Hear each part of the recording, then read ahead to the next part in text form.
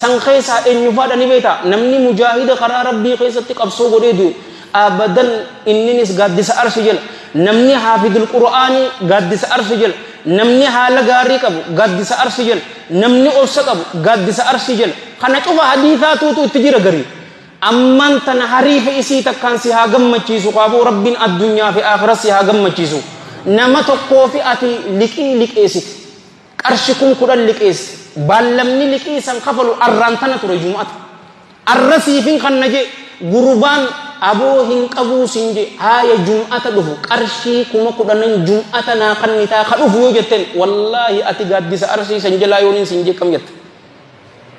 liqii yookaanuu yoo irraa buuteefis innaawaa kudhaniin sirraa qabaami sadii sii dhiise torba yoo fidde gurbaa banii israa'il tokkootuutu akkana tujjaara ajaa'iba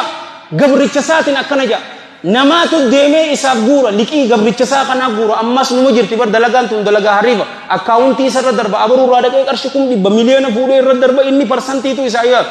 nama hin qabu jee xaaxaroo guyyaa bira jijjiiriif yookaanuu irraa bu'iifi jedhan qarshi kumarraa qabna 5 sii dhiise jedhan guyyaa qiyaama gurbaan kun du'ee rabbi wajji wal qunname nama inni irra dabarreef cufa rabbiin anaatu haqa godhataa tan